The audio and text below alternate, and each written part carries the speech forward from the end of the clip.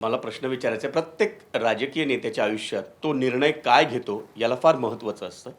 वयाच्या 15व्या वर्षापासून तुझ्यासमोर प्रतिकूलता आहे. पण सगळ्यात मोठी प्रतिकूलता कधी असेल तर ती राष्ट्रवादी काँग्रेसमध्ये फूट पडली तेव्हा.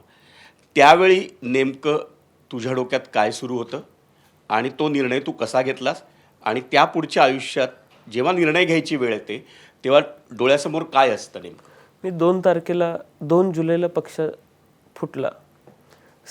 5-6 वाजता शपथविधी झाली.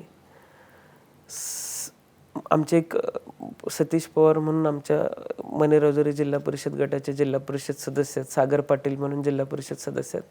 हे दोघेही घरी आले. आमची चर्चा झाली. त्या दोघांच्याशी चर्चा करत असताना एक त्यांच्याशी आधी लोकांनी काहीतरी चर्चा केलेली असते आणि मग हे प्रतिनिधी आपल्यासमोर बसलेले असतात. त्यांनी मला कल्पना दिली की लोकांची भावना काय आहे आणि त्याच्या पुढे जाऊन मी मतदारसंघातल्या काही जुन्या लोकांना सुद्धा फोन केले. कमी वेळेत 2 तासात त्या लोकांना भेटलो आणि मी काय आपण केलं पाहिजे हे विचारलं. एक माझ्या मतदारसंघावरती पवारसाहेबांचे फार मोठ्या प्रमाणात उपकार आहेत. कर्जमाफी झाली. आमच्या भागातल्या बऱ्याच शेतकऱ्यांचे म्हणजे आयुष्य उद्ध्वस्त होण्यापासून वाचलं. त्याच्या पुढे जाऊन आबांनी पाणी आणलं होतं. आता फलोत्पादनावरती काहीतरी प्रक्रिया झाली पाहिजे यासाठी स्टोरेजच्या माध्यमातून जी अनुदान कृषी मंत्री असताना साहेबांनी दिलं. आज 40भर कोल्ड स्टोरेज माझ्या भागात आहेत. 1000 कोटीपेक्षा जास्तचा बेदाण्याची उलाढाल आज रोजी 2000 कोटीपेक्षा जास्त माझ्या मतदारसंघात होते. आता अशा पद्धतीचे उपकार आहेत. पूर्वी आबा प्रचाराच्या निमित्तानं बाहेर असायचे. एक दिवस पवारसाहेब येऊन थांबायचे तासगावमध्ये. एक तासगावची सभा पवारसाहेब असताना 2004 साली थोडीशी अयशस्वी ठरली. आबा विदर्भात होते. पवारसाहेबांनी 2 दिवस आधी आबांना फोन केला की RR थोडासा अडचणीत वाटतोयस, तू ये.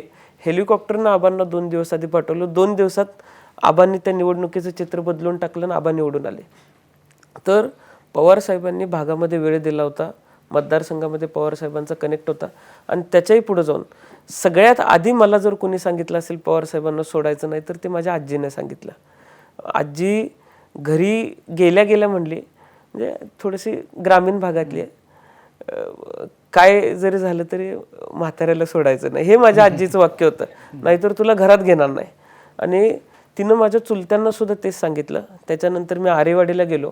मला रोहित दादांचा आणि पवारसाहेबांचा सुद्धा फोन आला की दुसऱ्या दिवशी कराडला यशवंतराव चव्हाण साहेबांच्या समाधीवरती ते येतात.